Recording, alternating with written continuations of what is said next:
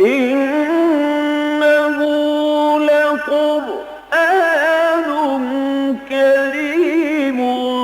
في كتاب مكنون لا يمسه إلا المطهرون تنزيل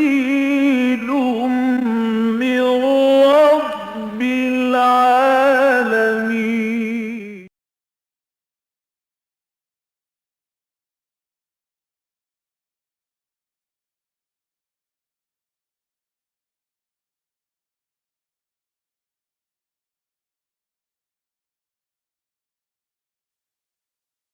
أعوذ بالله من الشيطان الرجيم.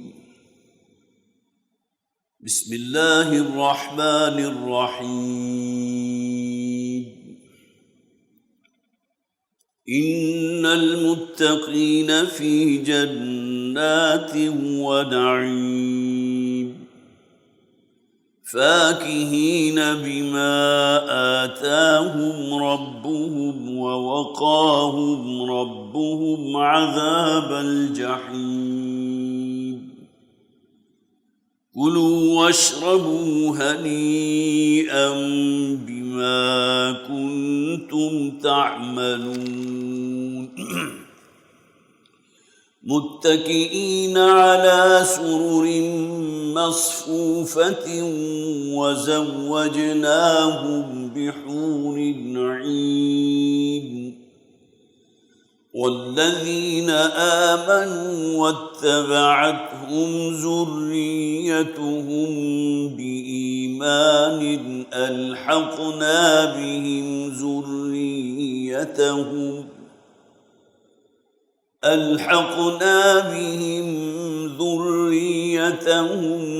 وما ألتناهم من عملهم من شيء. كل امرئ بما كسب رهين. وأمددناهم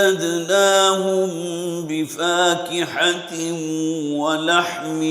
مما يشتهون. يتنازعون فيها كأسا لا لغو فيها ولا تأثيم.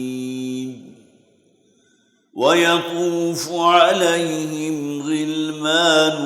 لهم كأنهم لؤلؤ مكنون.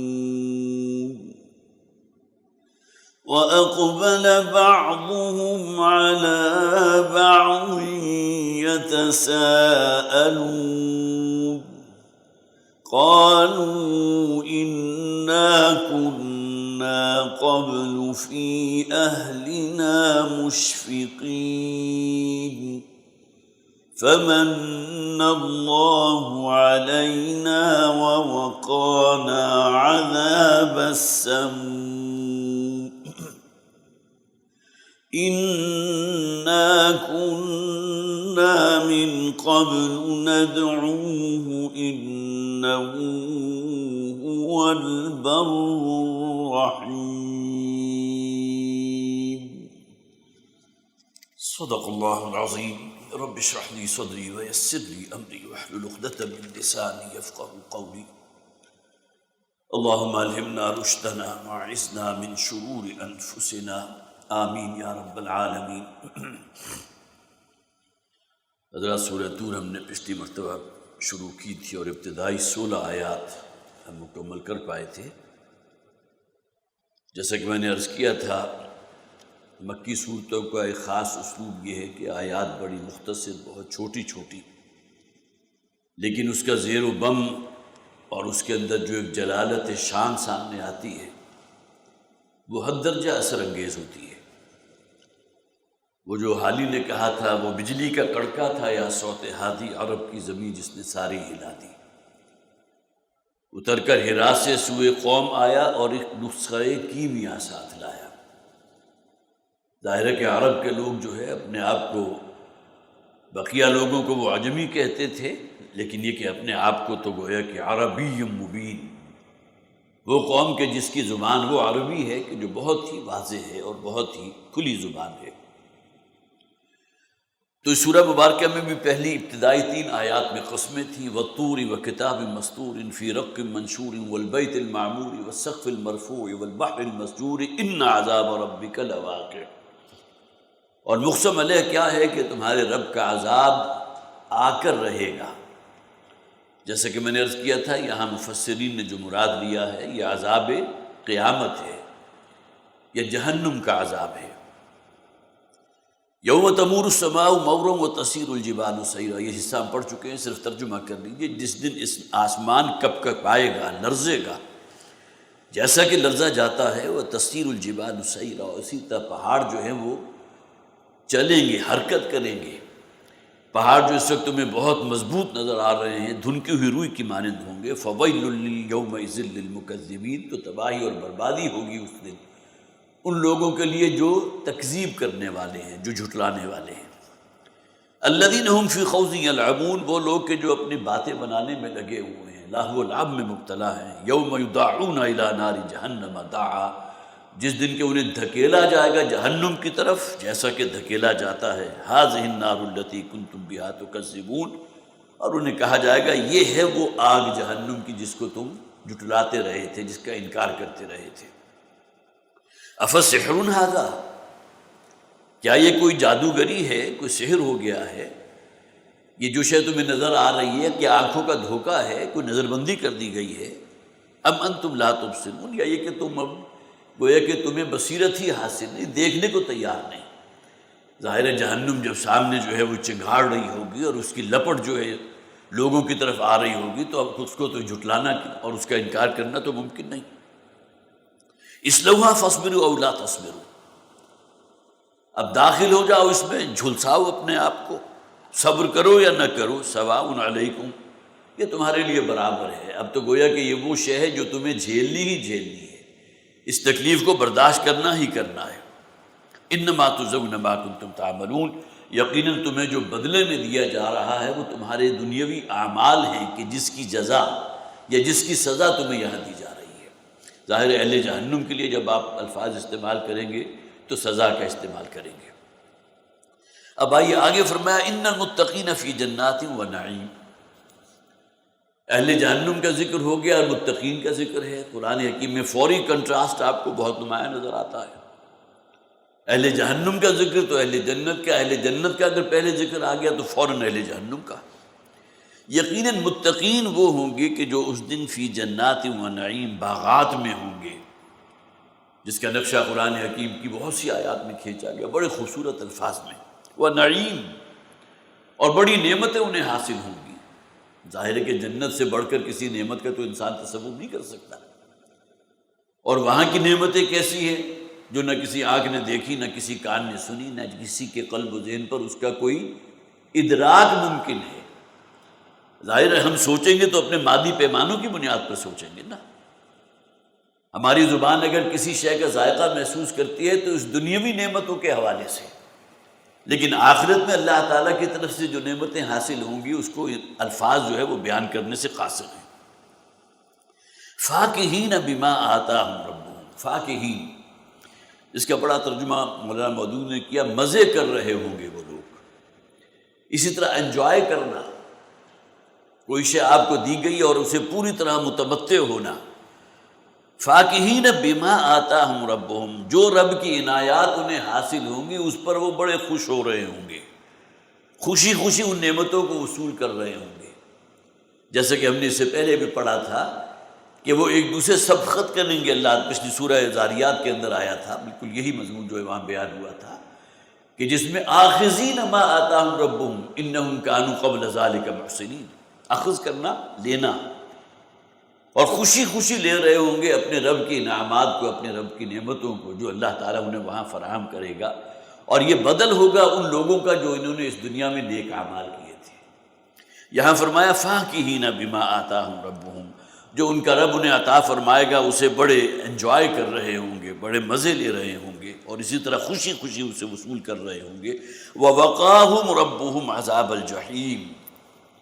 اور سب سے بڑی شے جس کا انہیں ادراک ہوگا کہ اللہ تعالیٰ نے انہیں جہنم کے عذاب سے بچا لیا۔ اب یہ بات وہ ہے کہ جو قرآن میں سورہ آل عمران کی آیت نمبر 185 میں، قرآن میں 3 مقامات ہیں کہ جہاں کل نفس ذائقۃ الموت،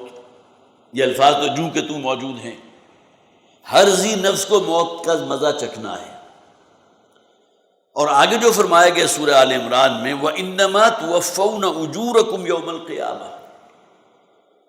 قیامت کے دن اللہ تعالیٰ تمہارے ایک ایک عمل کا حساب چکا دے گا۔ جو اجر اللہ کے ہاں محفوظ ہیں تمہارے نیک اعمال کے، پورے بھرپور انداز میں تمہیں پہنچا دیے جائیں گے۔ نہ صرف یہ کہ بھرپور انداز میں دیے جائیں گے، بلکہ ایک ایک نیکی کے وہ 700 نیکیاں اللہ تعالیٰ اتنا اضافہ فرما دے گا، یضاعف، جیسا کہ قرآن میں آئے نا، اللہ تعالیٰ بڑھوتری کرے گا ان کے اعمال، ان کے اجر و ثواب میں۔ تو انما توفون اجورکم یوم القیامہ، قیامت کے دن تمہیں تمہارے تمام جو ہے اجر والے جو بھی اعمال تھے، نیک اعمال تھے، اس کا پورا بدلہ دے دیا جائے گا۔ فمن زحزح عن النار وادخل الجنۃ فقد فاز۔ یہاں بھی دیکھیے کہ آگ سے بچنے کو مقدم کیا گیا، سورہ آل عمران آیت نمبر 185۔ تو جو شخص بھی اس دن جہنم کی آگ سے بچا لیا جائے گا، فمن زحزح عن النار وادخل الجنہ، اور داخل کر دیا جائے گا جنت کے اندر، فقد فاز، تو یہ شخص وہ ہے جو کامیابی کی معراج جس نے حاصل کر لی۔ اصل کامیابی تو یہ ہے، اس دنیا میں تو کامیابی کے ہمارے معیار روپیہ، پیسہ، دولت، جائیداد، انڈسٹریلسٹ ہے تو کتنی انڈسٹریز ہیں، کس طرح وہ پھل پھول اور پھیل رہا ہے، لیکن آخرت کے اندر تو وہ انداز نہیں ہے نا۔ وہاں تو گویا کہ کامیابی کس شخص کی ہوگی جسے اخروی نجات حاصل ہوگی۔ نجات کس سے؟ جہنم سے۔ فمن زحزح عن النار وادخل الجنہ، جو شخص بھی آگ سے بچا لیا گیا، گویا کہ اصل شے یہ ہے، اللہ کا فضل، اللہ کا احسان جو ہوا تم پر، وہ یہ کہ کہیں دنیا میں اگر اللہ تعالیٰ کی طرف سے توفیق نہ ملتی اور تمہارے اندر توفیق طلب کرنے کی چاہت موجود نہ ہوتی، تو یہاں تمہارا یہ انجام ہوتا جو جہنم کی شکل میں تمہارے سامنے ہے۔ تو سب سے بڑھ کر اللہ کا احسان جو ان لوگوں پر ہوا، جس کو یہاں کہا گیا وَوَقَاهُمْ رَبُّهُمْ عَذَابَ الْجَحِيمِ، اور اللہ تعالیٰ نے اس جہنم اور دوزخ کے عذاب سے انہیں بچا لیا۔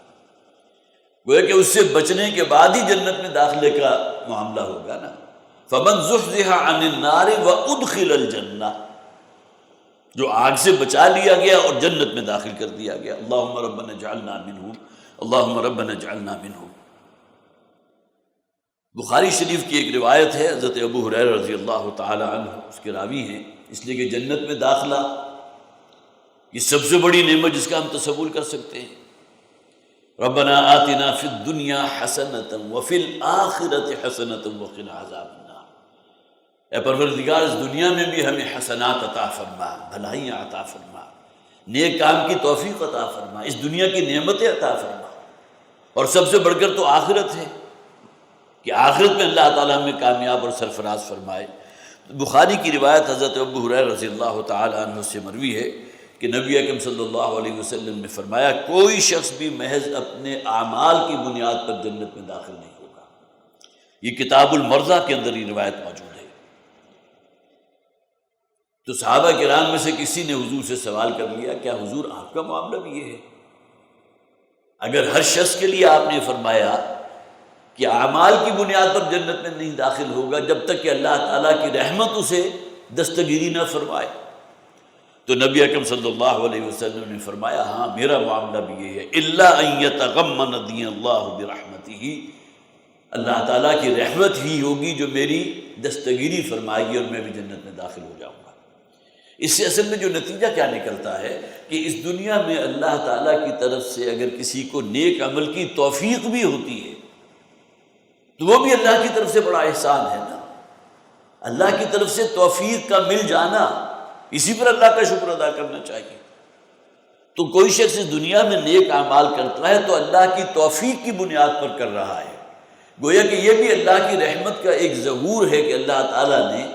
اس کے لیے وہ رستہ پیدا کیا ہے، وہ سبیل پیدا فرما دی جس میں اس نے وہ نیک عمل کیا ہے، اللہ کے اپنا اجر محفوظ کیا ہے۔ تو حضور نے فرمایا ہاں جب تک اللہ تعالیٰ کی رحمت میری دستگیری بھی نہیں فرمائے گی میں بھی جنت میں داخل نہیں ہو سکوں گا۔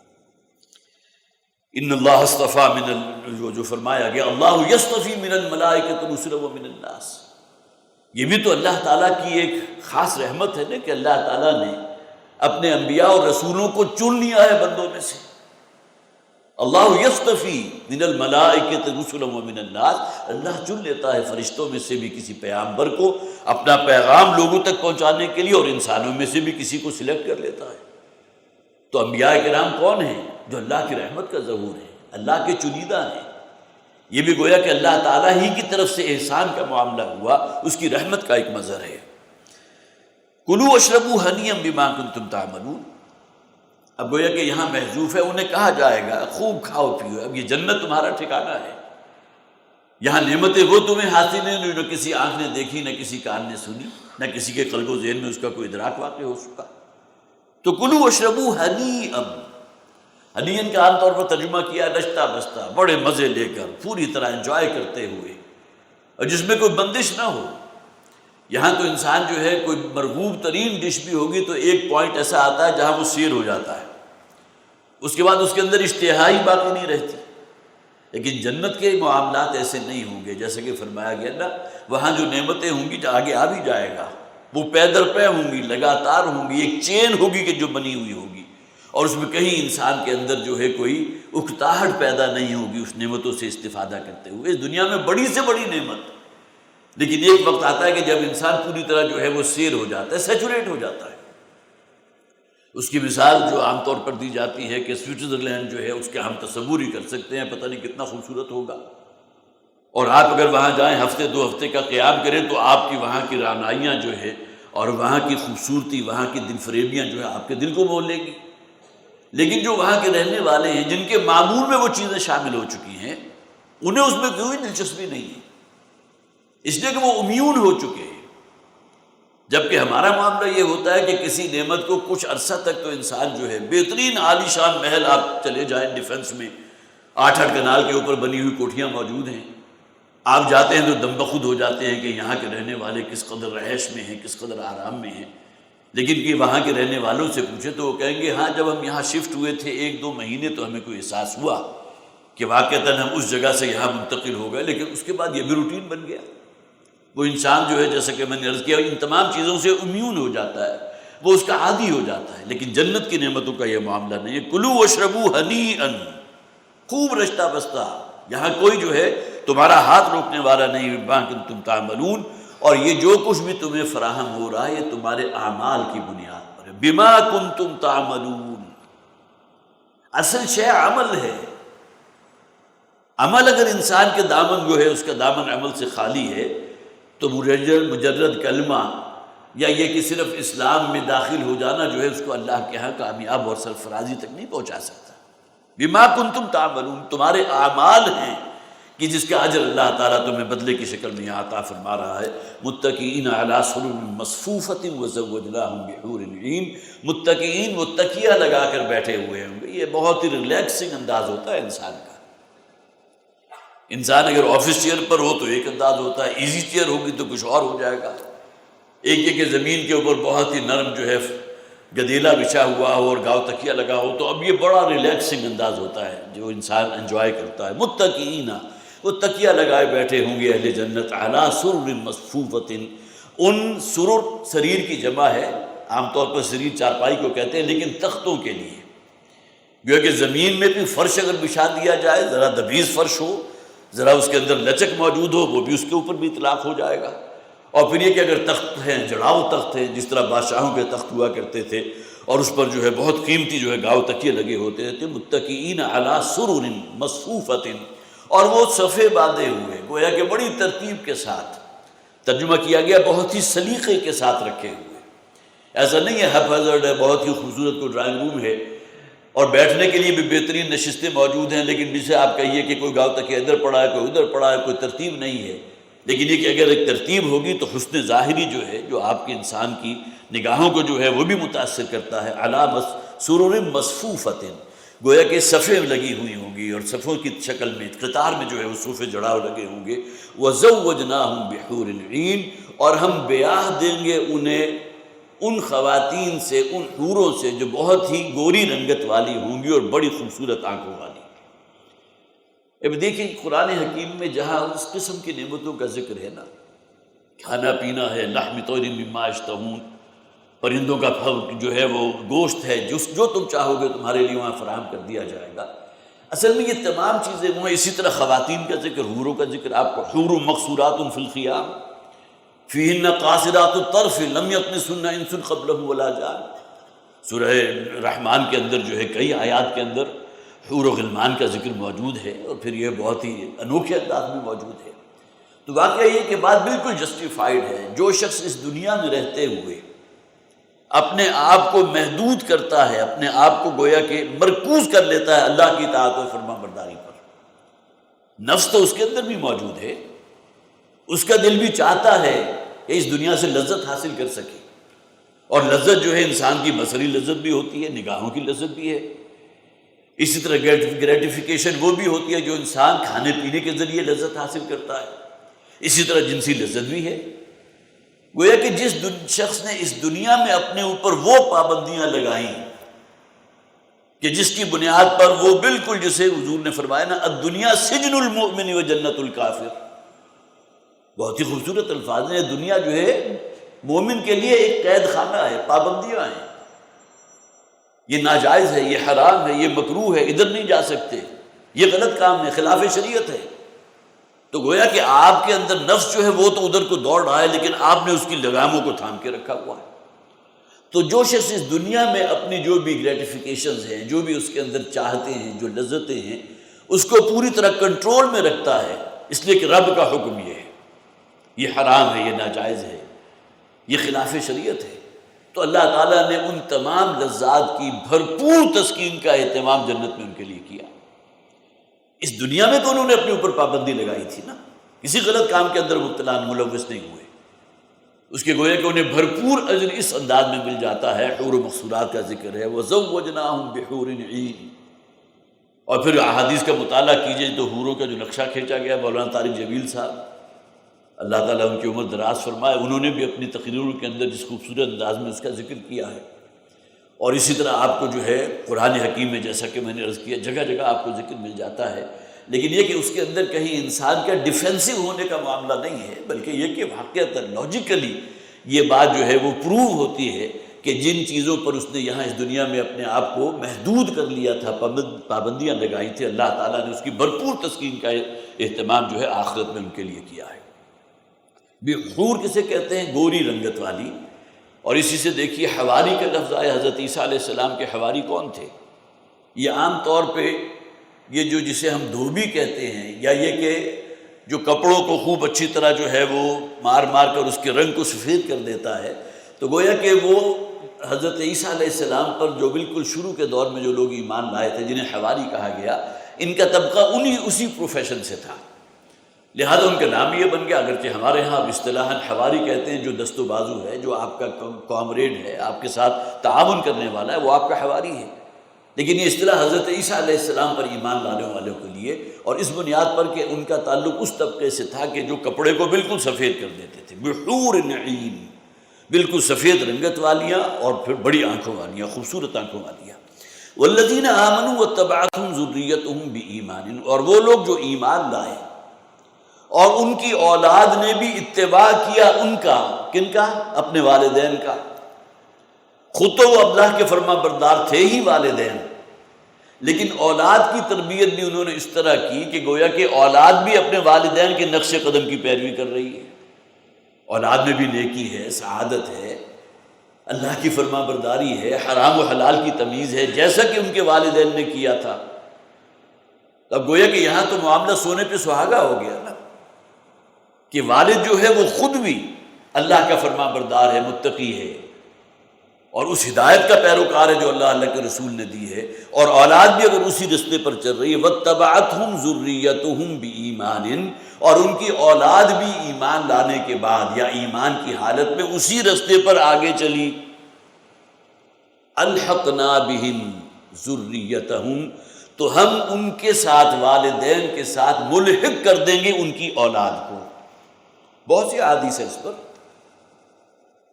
کہ کوئی شخص جنت میں آرزو کرے گا، اے پروردگار میرے اولاد تھی، میرے بیٹے تھے، جن کی میں نے پوری تربیت کا اہتمام کیا، وہ تیرے بڑے فرما بردار تھے، وہ کہاں ہے؟ میں ان سے ملنا چاہتا ہوں۔ احادیث کے اندر الفاظ موجود ہیں۔ تو اللہ تعالیٰ فرمائیں گے، یہ فرشتوں کے ذریعے انہیں اسے بتایا جائے گا، وہ ہیں جنت ہی میں لیکن ان کا درجہ آپ سے نیچے ہے۔ تو ان کے دل میں خواہش پیدا ہوگی، اے پروردگار کیا ممکن نہیں ہے کہ میری اولاد کو بھی میرے ساتھ یہاں میرے ساتھ شامل کر دیں، وہ بھی اسی درجے میں آ جائے، اور اللہ تعالیٰ کی طرف سے ان کی اس خواہش کو پورا کر دیا جائے گا۔ احادیث میں موجود۔ اور یہاں دیکھ لیجئے کہ بالکل وہی بات ہے جو احادیث میں، گویا کہ احادیث تو حضور صلی اللہ علیہ وسلم کی وہ گویا کہ بیانات ہیں نا، وہ اقوال ہیں جو قرآن حکیم کی تشریح کر رہے ہیں۔ والذین آمنوا واتبعتهم ذریتهم بایمان، اور وہ لوگ جو خود ایمان والے تھے، فرما بردار تھے، اور ان کی اولاد بھی فرما بردار تھی، وہ بھی پیروی کرنے والی تھی اس ایمان کی۔ الحقنا بہم ذریتہم، تو ہم ان کی ذریت اولاد کو، یہاں اگرچہ ذکر موجود نہیں ہے کہ وہ کہیں نچلے درجے میں ہوں گے، حدیث سے واضح ہوا نا، ان کو اپ گریڈ کر دیں گے اور ان کو لے آئیں گے ان کے والدین کے ساتھ، جن کے دل میں یہ خواہش موجود تھی کہ کاش کہ میرے گھر والے بھی میرے ساتھ جمع ہو جائیں۔ وما التناہم من عملہم من شیء، یہاں بہت ہی باریک نکتہ یہ بھی بیان فرما دیا گیا، والدین کے اعمال میں یا اجر میں کوئی کمی نہیں کی جائے گی کہ انہیں ڈی گریڈ کر دیا جائے۔ بہت اہم بات ہے۔ دیکھیے دو ہی صورتیں ہو سکتی ہیں نا والدین اور اولاد کو ملانے کی، کہ والدین اس درجے پر ہیں، اولاد اس درجے پر ہے، تو ایک اپ گریڈ کر دینا ہے اولاد کو کہ وہ اوپر لا کر انہیں والدین کے ساتھ شامل کر دیا جائے۔ دوسری شکل یہ ہو سکتی ہے کہ والدین کو جو ہے ان کے اجر و ثواب میں کوئی کمی کر کے انہیں، والدین کے دل کی خواہش تو پوری ہو جائے گی، اور ممکن ہے کہ والدین اس کے اوپر رضامند بھی ہوں کہ ہم اپنے اولاد کی جو ہے صحبت میں رہنا چاہتے ہیں، تو یہ شکل نہیں ہوگی کہ والدین کے درجے کو کچھ کم کر دیا جائے۔ وما التناہم من عملہم من شیء، ان کے اجر و ثواب میں کوئی کمی نہیں ہوگی، ان کا درجہ وہی برابر رہے گا۔ ایک درمیانی شکل بھی بڑی جو ہے لاجیکل ہے کہ کچھ ان کو بلند کیا جائے اور کچھ ان کو نیچے کر دیا جائے تاکہ دونوں برابر ہو جائے، اس کا بھی امکان نہیں۔ اس آیت نے آ کر گویا کہ اس تصور کی بھی بالکل نفی کر دی کہ یہاں تو وہ کم درجے والی جو اولاد ہے ان کو اپ گریڈ کر کے شامل کر دیا جائے گا ان کے والدین کے درجے میں۔ کل امرئ بما کسب رہین، اب یہاں وہ اصولی بات کر دی گئی کہ ہر ایک شخص رہن ہے، گروی ہے اپنے کسب کی بنیاد پر۔ بہت اہم بات ہے کہ اللہ تعالیٰ نے اس دنیا میں جتنی نعمتیں بھی ہمیں دی، جو صلاحیت اللہ نے ہمیں عطا فرمائی ہے، آنکھ کے اندر جو قوت بینائی دے دی، اللہ کی کم نعمت تو نہیں ہے۔ آپ چل پھر رہے ہیں، صحت مند ہے، اللہ کی بہت بڑی نعمت ہے کہ جس سے آپ استفادہ کر رہے ہیں۔ یہ جتنی نعمتیں بھی اللہ نے دی، وہ مال و دولت ہو، دنیاوی توانائی ہو، یہاں کاروبار ہو، روپیہ پیسہ کچھ بھی ہو، اب یہ نعمتیں وہ ہیں جو اس بندے کی طرف گویا کہ ایک قرض ہے کہ جو اللہ نے دیا، نعمتیں ہیں نا۔ آپ کسی شخص کو قرض دیتے ہیں تو آپ اسے رقم دیتے ہیں، تو گویا کہ آپ کا احسان ہوا اس پر کہ آپ نے اس کو ایزی کر دیا، اس کی اس ضرورت کو پورا کر دیا، اس کو قرض فراہم کر دیا۔ تو ہر شخص گویا کہ مقروض ہے ان نعمتوں کے حوالے سے جو اللہ نے اسے دی ہے۔ ہم مقروض ہیں۔ ہمیں اگر اللہ تعالیٰ نے صحت عطا فرمائی ہے تو صحت کے بارے میں بھی تو سوال ہوگا نا۔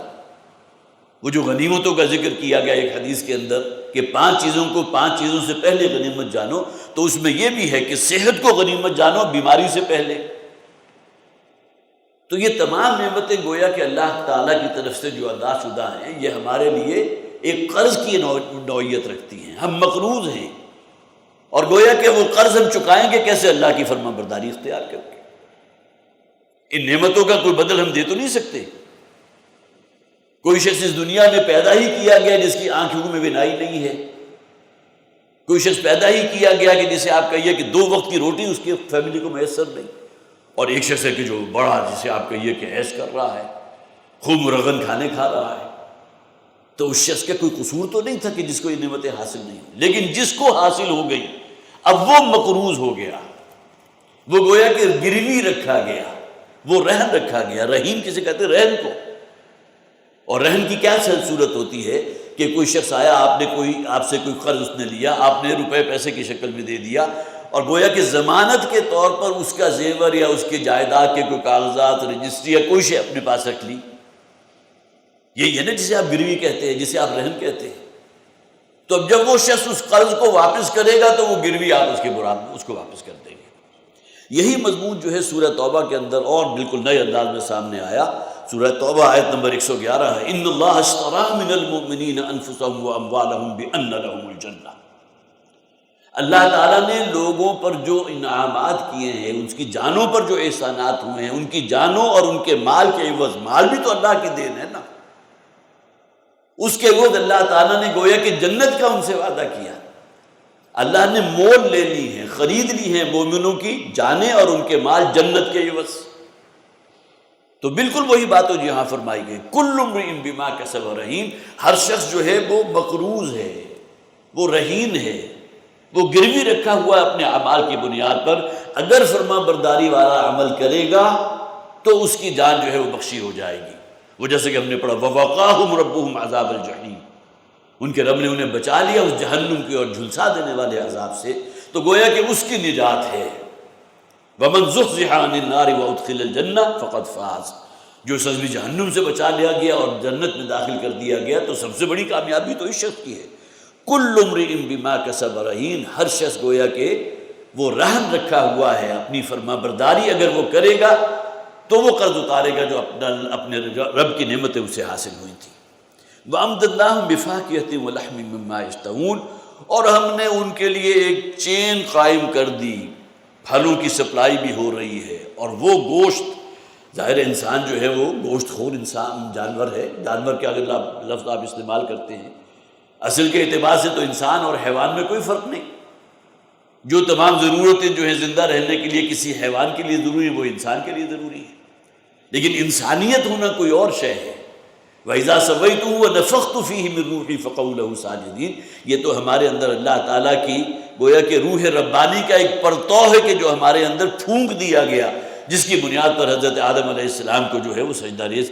کروایا گیا تمام فرشتوں کو ان کے سامنے۔ تو وَأَمْدَدْنَاهُمْ بِفَاكِهَةٍ وَلَحْمٍ مِّمَّا يَشْتَهُونَ، اور ہم نے ان کی مدد کی ہے، ہم نے لگاتار ان کو فراہم کیا ہے۔ اس کے لیے آج کل آپ جو اصطلاح استعمال کرتے ہیں، جس طرح آپ کہیں کسی دعوت میں گئے اور کسی بہت ہی اونچے لیول کی دعوت ہو رہی ہے تو کھانا آپ کے پاس کورسز کی شکل میں آتا ہے۔ شروع میں ایپیٹائزر جو ہیں وہ کوئی پیش کر دیے جائیں گے، اس کے بعد کچھ اور چیز آ جائے گی، پھر اس کے بعد جو ہے کوئی ایک سرونگ شروع ہو جائے گی، پھر دوسری سرونگ شروع ہو جائے گی، پھر جو ہے تیسری سرونگ، یہ پورا کا پورا سلسلہ ہے۔ اس کو یہاں تعبیر کیا لگاتار، جس کے اندر کوئی انقطاع نہیں ہے۔ اور جیسا کہ میں نے عرض کیا کہ وہاں جس طرح ہم سیر ہو جاتے ہیں کسی شے سے، وہ سیری والا معاملہ وہاں ختم کر دیا جائے گا، تو سپلائی لائن جو ہے وہ کورسز کی شکل میں بالکل جاری و ساری رہے گی، کسی شے کی کوئی کمی واقع نہیں ہوگی۔ یہاں تو ممکن ہے آپ کو کوئی روسٹ جو ہے بہت ہی مرغوب اور معلوم ہوا کہ وہ شے تو ختم ہو گئی، آپ کے اندر ابھی اس کی اشتہا باقی تھی، تو وَأَمْدَدْنَاهُمْ بِفَاكِهَةٍ، وہ سپلائی لائن جو ہے وہ ہم ان کے لیے جاری رکھیں گے، لگاتار ہم ان کو پہنچاتے رہیں گے۔ بِفَاكِهَةٍ، پھلوں کی اکثریت ہوگی، اور پھل وہ دنیاوی پھل نہیں، وَلَحْمٍ مِّمَّا يَشْتَهُونَ، اور اسی طرح وہ گوشت کے جو تمہیں بہت پسند ہے۔ اور اہل عرب کو جہاں جیسے آپ کے یہ حیوانات کا گوشت پسند تھا، وہاں خاص طور پر پرندوں کا گوشت بڑا پسند تھا۔ آج بھی آپ کو معلوم ہے عرب آتے ہیں یہاں پاکستان میں، چولستان کے علاقے میں کوئی تلور نامی کوئی پرندہ ہے جو بہرحال جس کے گوشت کی کوئی خاص تاثیر بھی ہے ان عربوں کے لیے، یا یہ کہ اس کا کوئی خاص ذائقہ بھی ہوتا ہوگا، تو اس کو شکار کرنے کے لیے لاکھوں خرچ کر کے یہاں آتے ہیں، اپنے جہاز ہیں، اور یہاں آ کر جو ہے چونکہ وہ پرندے یہاں کہیں چولستان کے علاقے میں جہاں کوئی جھیلیں ہوتی ہیں وہاں آ جاتے ہیں تو ان کو شکار کرنے کے، تو پرندے کا گوشت انہیں بڑا مرغوب تھا، اور اس کا ذکر کیا گیا ہے وَلَحْمِ طَيْرٍ مِّمَّا يَشْتَهُونَ، جیسے کہ وہ سورہ واقعہ کی شاید یہ آیت ہے، خاص طور پر وہاں پرندوں کے گوشت کا ذکر کیا گیا کہ پرندوں کا وہ گوشت کہ جو انہیں بہت ہی پسند ہے، یہاں صرف لحم کا ذکر کیا گیا۔ اب یہاں بھی نوٹ کیجئے کہ یہ تمام نعمتیں جو ہیں، ایک تفسیر کا میں مطالعہ کر رہا تھا تو بہت خوبصورت بات اس میں لکھی تھی کہ سورہ محمد کا آپ مطالعہ کریں گے تو وہاں دودھ کی نہروں کا ذکر ہے، شہد کی نہروں کا ذکر ہے، اسی طرح جنت کا جو مشروب ہے شراب اس کی نہروں کا ذکر، انہار من لبن لم یتغیر طعمہ، وہ دودھ کی نہریں کہ جن کا ذائقہ جو ہے وہ خراب نہیں ہوگا، ورنہ عام طور پر دودھ اگر کچھ بوسیدہ ہو جائے تو اس کے اندر ایک کھٹاس پیدا ہو جاتی ہے، ایک خاص قسم کی سمیل بھی آ جاتی ہے، لیکن یہ کہ قرآن میں کہا گیا انہار من لبن، سورہ محمد کی یہ 3 آیات ہیں، بلکہ ایک ہی آیت کے اندر یہ تینوں مضامین کو لیا گیا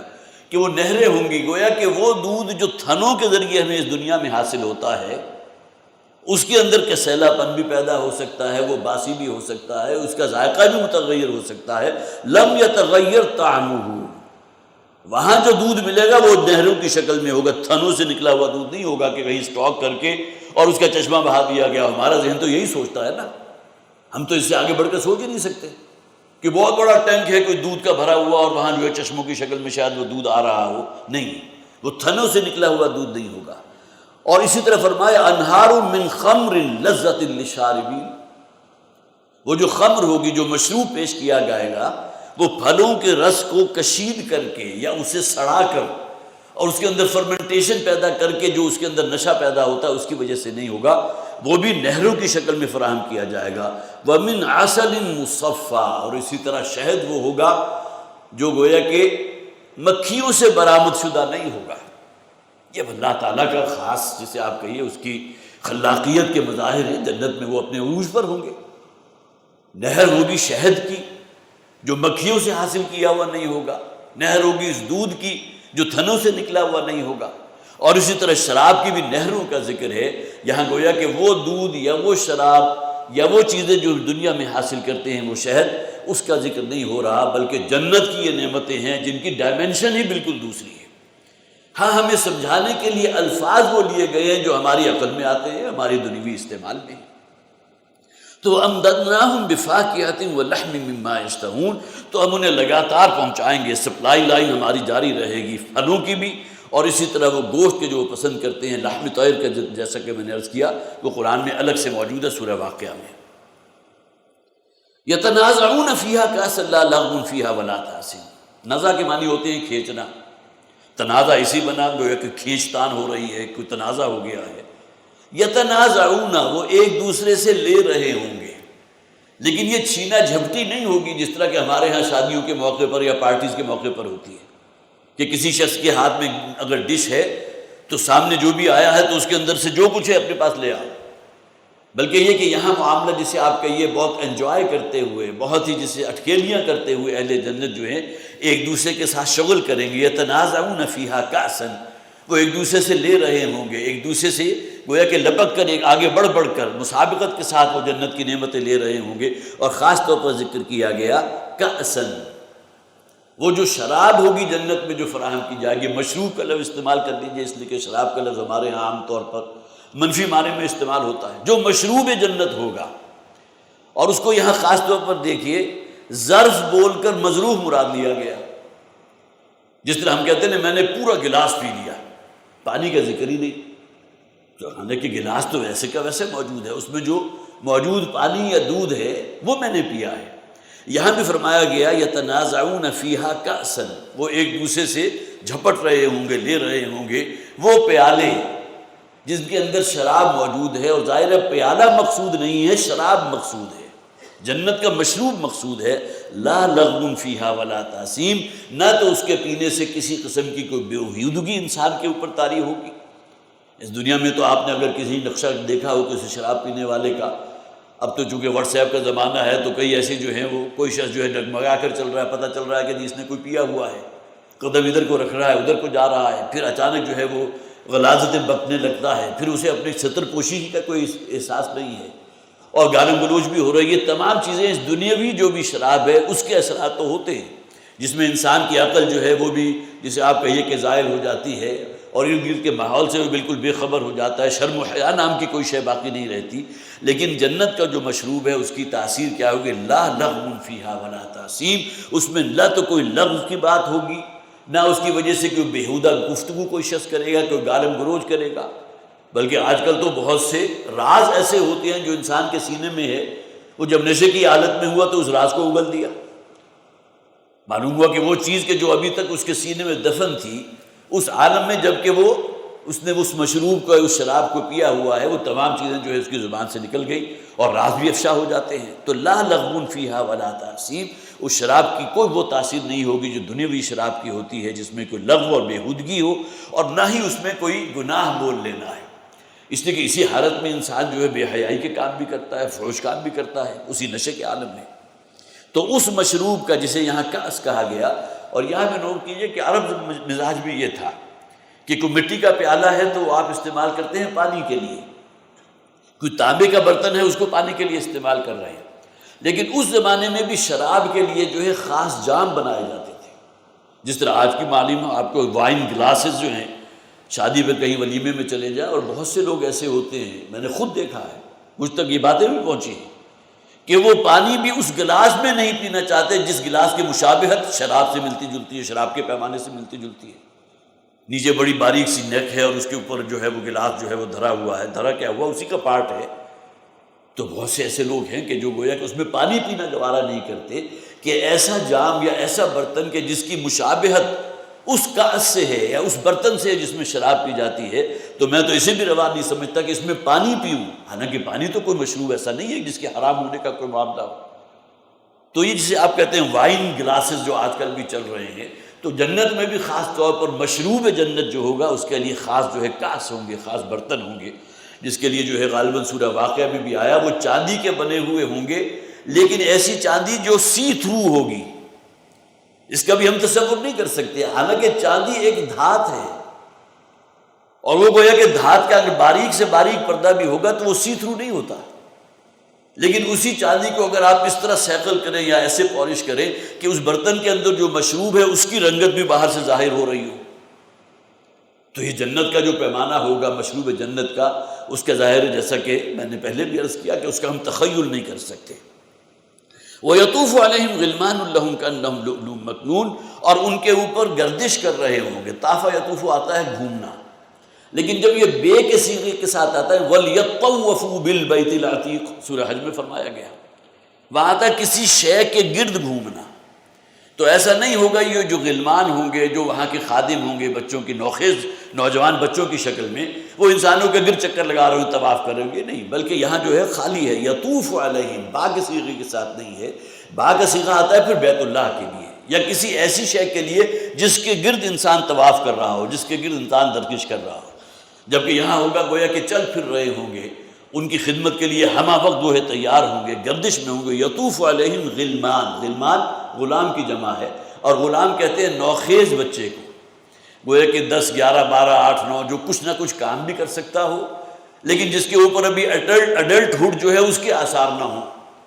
تو یہ جو ہے خاص ایک رغبت ہوتی ہے۔ بہت خوبصورت بچے جو ہے اگر وہ پھر رہے ہوں تو انسان کا دل جو ہے ان کی طرف منعطف ہوتا ہے۔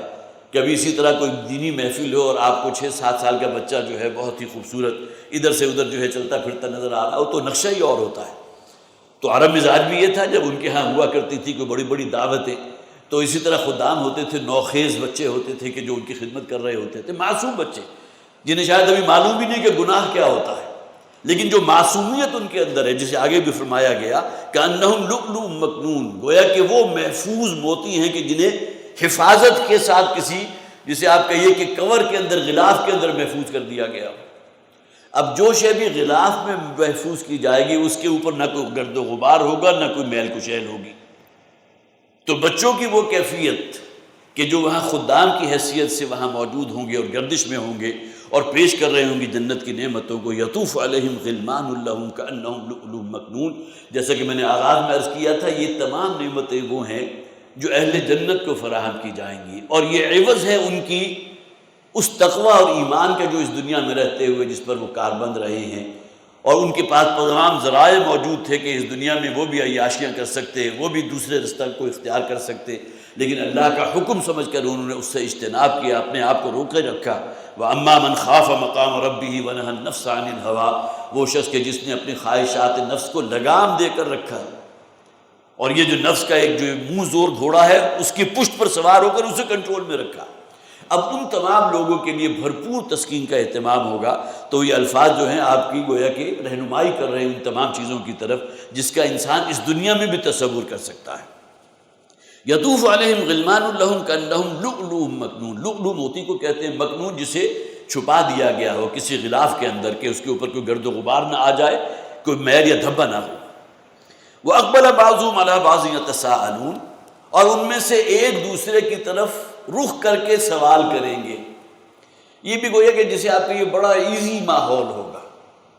اور انسان اپنے ذہن کے اندر تصور کر سکتا ہے۔ بہت سی مجالس ایسی ہوتی ہیں کہ جہاں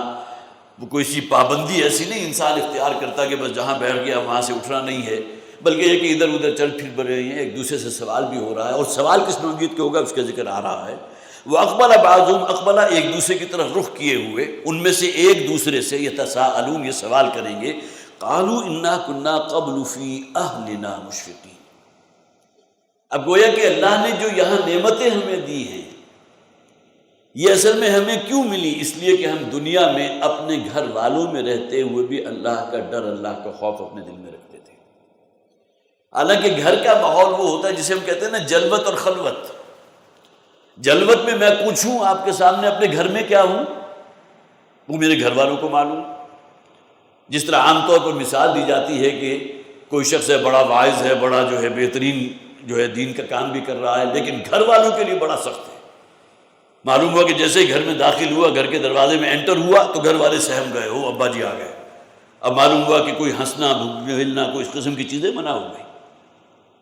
اب یہ کیفیت جو ہے یہ ظاہر ہے کہ ہمارے دین کا معاملہ نہیں ہے، بلکہ دین تو چاہتا ہے جلوت اور خلوت۔ اگر لوگوں کے سامنے تم اچھے ہو، جیسے کہ حضور نے فرمایا تم میں بہترین لوگ وہ ہیں جو اپنے گھر والوں کے حق میں اچھے ہیں، تو یہاں بھی ذکر کیا گیا انا کنا قبل فی اہلنا مشفقین، یقیناً ہم اپنے گھر والوں میں بھی اللہ سے ڈرتے تھے۔ یہاں دو اعتبارات سے ذکر کیا گیا کہ گھر والوں کی ذمہ داریاں بھی تو ہیں نا۔ پہلے ایک شخص تھا اکیلا، خود مکلف تھا، اپنے کھانے پینے کا اس نے بندوبست کرنا ہے۔ یہاں ایک گھر والی بھی آ گئی، بیوی ہو گئی، 3-4 بچے بھی ہو گئے، اب ذمہ داریاں بڑھ گئی۔ اب وہ تقاضے ہیں، بیوی بھی چاہتی ہے کہ اس کے بھی کوئی جو ہے چوچلے اٹھائے جائیں، اولاد بھی چاہتی ہے اس کے بھی کوئی نخرے اٹھائے جائیں۔ لیکن یہ شخص وہ تھا کہ جس نے اس پورے بازار سے گزرا ہوں، خریدار نہیں، اس ماحول میں تو موجود تھا، لیکن یہ کہ اللہ کی نافرمانی نہیں کی، کسی حرام میں منہ نہیں مارا کہ اپنے بیوی کے جو ہے وہ چوچلے پورے کرتا رہے، اپنی اولاد کے جو ہے بہترین، فرض کیجئے تعلیم ہی ہے، بہترین تعلیم کے لیے حرام میں منہ مارتا رہے۔ ہم گویا کہ گھر والوں میں، گھر والوں کے حق میں بھی، جیسا کہ حضور نے فرمایا نا کہ بہت ہی بدقسمت ہے وہ شخص، بدبخت ہے وہ شخص جو کسی دوسرے کی، مراد کیا ہے، اپنی اولاد کی دنیا بنانے کے لیے اپنی آخرت کو تباہ کر لیتا ہے۔ تو انا کنا قبل فی اہلنا مشفقین، ہمارا معاملہ یہ تھا کہ ہم نے اپنے گھر والوں میں بھی اللہ کا خوف، اللہ کا ڈر ہمارے اندر موجود تھا، اور اسی کی ریفلیکشن ہوتی ہے کہ انسان پھر گرومنگ کرتا ہے اپنی اولاد کی اسی اعتبار سے۔ جس راستے پر وہ چل رہا ہے وہ چاہے گا نا، وہ اس کی شرافت اور مروت کا تقاضا بھی ہے، اور اس کی جسے آپ کا یہ غیرت کا تقاضا بھی ہے، جس شے کو اس نے اپنے لیے بہتر سمجھا، اگر اپنی اولاد کے لیے، اپنے گھر والوں کے حق میں اسے بہتر نہیں سمجھتا، اس جانب راغب نہیں کرتا، تو اس کے معنی کیا ہوئے؟ اپنے ہی حسن کا دیوانہ بنا پھرتا ہے، صرف اپنی ہی نجات اس کے نزدیک کوئی جو ہے وہ اہمیت رکھتی ہے، اپنے گھر والوں کو نہیں بتانا چاہتا، اس کو جہنم سے نہیں بچانا چاہتا۔ قوا انفسکم واہلیکم نارا، سورہ تحریم میں فرمایا گیا اے اہل ایمان بچاؤ اپنے آپ کو اور اپنے گھر والوں کو جہنم کی آگ سے۔ تو انا کنا قبل فی اہلنا مشفقین، گھر والوں کی ذمہ داریاں تھیں ہم پر، لیکن یہ کہ ہم نے خدا خوفی اور فرما برداری اختیار کی، کسی حرام میں منہ نہیں مالا۔ فمن اللہ علینا ووقانا عذاب السموم، اور یہاں پھر نوٹ کیجئے کہ یہاں جیسا کہ پہلے ہم نے پڑھا تھا ووقاہم ربہم عذاب الجحیم، اصل کامیابی کیا ہے کہ آپ جہنم کے عذاب سے بچا لیے گئے۔ جنت کا ذکر بعد میں کیا گیا، ومن زحزح عن النار وادخل الجنہ، یہاں بھی فرمایا گیا فمن اللہ علینا، اللہ کا بڑا احسان ہوا ہم پر۔ گویا کہ ہم نے دنیا میں اپنی سی کوشش کی تھی، اللہ تعالیٰ نے اس کوشش کو قبول فرما لیا، ہماری نیکیاں، ہمارے اعمال، ہماری فرما برداری کو قبول فرما لیا۔ وَوَقَانَا عَذَابَ السَّمُومِ، یہ جو جہنم آنکھوں کے سامنے دہک رہی ہے، اس جلسہ دینے والے عذاب سے اللہ تعالیٰ نے ہمیں بچا لیا۔ سموم سم کہتے ہیں، کسی زہریلی شے کو بھی کہتے ہیں، اور بہت ہی جس کے اندر حرارت ہو، بہت تیز ہوا جو چل رہی ہے، باد سموم، باد سرسر وہ ہوا ہے جو بہت تیز ہے اور اس کے اندر برف کی سی ٹھنڈک اور یخ ایسی ہوا، وہ باد سرسر ہے۔ اسی طرح باد سموم وہ ہے کہ جس کے اندر تپش ہو بہت زیادہ۔ تو جہنم کی تپش جو ہے جس طرح آگ کی لپٹ ہوتی ہے، جس طرح قرآن حکیم میں کہا گیا نفحۃ، نفحہ کا لفظ آیا جہنم کا، جسے بھبکا کہتے ہیں، جہنم کی آواز جو تپش ہے اس کی ایک لپٹ جب ان لوگوں تک پہنچے گی تو انہیں معلوم ہو جائے گا، ہوش ٹھکانے آ جائیں گے۔ نفحہ کا لفظ وہاں آیا، تو یہاں باد سموم کا لفظ آ گیا، عذاب السموم، کہ وہ عذاب کے جو بہت ہی تپش والا تھا، جس طرح لو چلتی ہے اس قسم کا عذاب تھا، یا اس کے اندر ایک زہریلا پن بھی تھا۔ یہاں بہت سے آپ نے دیکھا ہوگا وہ فرنس ہے، کہیں تیزاب اگر بن رہا ہے تو تیزاب کی جو وہ لپٹ اٹھ رہی ہے اس کے اندر زہریلا پن بھی ہوتا ہے، تو جہنم کی جو آگ ہے اس کے اندر کوئی زہریلا پن بھی ہو سکتا ہے، اور پھر یہ کہ اس کی جو شدید تپش ہوگی جو مراد لی جا سکتی ہے وہ لو والا عذاب جو جھلسا کر رکھ دینے والا ہے۔ انا کنا من قبل ندعوہ انہ هو البر الرحیم، یقیناً ہم ہی تھے کہ جو دنیا کی من قبل دنیا کی زندگی میں صرف اسی کو پکارتے تھے، اسی سے ہم نے اپنا ناطہ جوڑ رکھا تھا، اسی کی قرب کے متلاشی تھے، اسی کے دیے ہوئے ہدایت پر عمل کرتے رہے تھے۔ انہ هو البر الرحیم، یقیناً وہ ذات ہے جو بر ہے، بر بار، بر کا لفظ آتا ہے نیکی کے لیے، بار کہتے ہیں نیک عمل کرنے والا، لیکن عربی زبان کے وہ قواعد ہوتے ہیں جس میں الف جو ہے محذوف ایک بر بن گیا، بر وہ کہ جو انتہائی احسان کرنے والا ہو، جو کسی دوسرے کے لیے سراپا احسان ہو، تو اللہ تعالیٰ کی ذات جو ہے البر اس کا نام بھی ہے، بہت ہی لوگوں کے حق میں احسان کرنے والا، الرحیم اور کمال رحمت والا۔ یہاں یہ پہلا رکوع جو 28 آیات یہاں مکمل ہوئی ہیں، بس اسی تک ہم کر سکے ہیں۔ انشاءاللہ اگلی مرتبہ ہمارا جو ہے یہ دوسرا رکوع ہمارے زیر مطالعہ آئے گا۔ اللہ تعالی ہمیں قرآن حکیم کو سمجھنے کی اور اسے اپنی زندگیوں کا لائحہ عمل بنانے کی توفیق عطا فرمائے۔